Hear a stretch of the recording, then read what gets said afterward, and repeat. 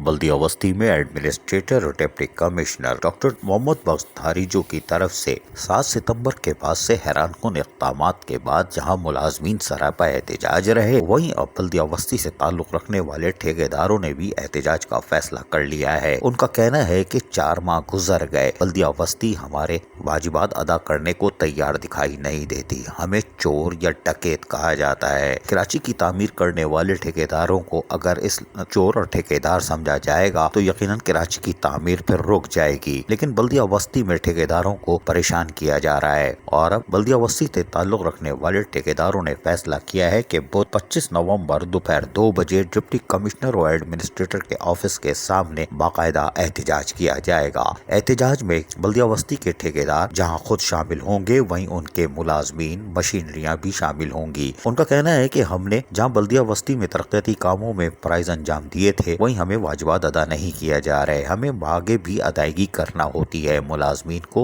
पैसे देने पड़ते हैं, लेकिन बल्दिया बस्ती की 7 सितंबर से आने वाली डिप्टी कमिश्नर की इंतजामिया ने हमें फाकाकशी पे मजबूर कर दिया है। हम सफेद पोश लोग हैं, हम किससे भीख मांगे। अब बिलाखिर मजबूर होकर एहतजाज की तरफ जा रहे हैं और ये एहतजाज पहली फिल्म होगी और इसके बाद हम मजीद एहतजाज करेंगे। और वो एहतजाज फिर बल्दिया बस्ती की एडमिनिस्ट्रेटर और डिप्टी कमिश्नर के ऑफिस नहीं होगा, बल्कि फिर हम जगह का तयन करेंगे। वाज़ेह है कि डिप्टी कमिश्नर और एडमिनिस्ट्रेटर बल्दिया बस्ती 7 सितंबर के अहकामात के पास से ताहाल बल्दिया बस्ती को समझ ही नहीं सके। ना तो मुलाजमीन के मसाइल हल हो रहे हैं, न तनख्वाहें हो रही हैं, न रिटायर मुलाजमीन के बकायाजात। वहीं ठेकेदारों को भी मार के रखा हुआ है। यही वजह है कि अब ठेकेदारों ने भी एहतजाज का फैसला कर लिया है। 25 नवंबर बुध को डिप्टी कमिश्नर ऑफिस सखी हसन पे बाकायदा एहतजाज का ऐलान कर दिया गया है। अब न अवामी खिदमत के काम होंगे न कुछ, अब सिर्फ मुजाहरे ही मुजाहरे होंगे। लेकिन हमने आपसे कहा हुआ है कि हम डिप्टी कमिश्नर और एडमिनिस्ट्रेटर बल्दिया बस्ती के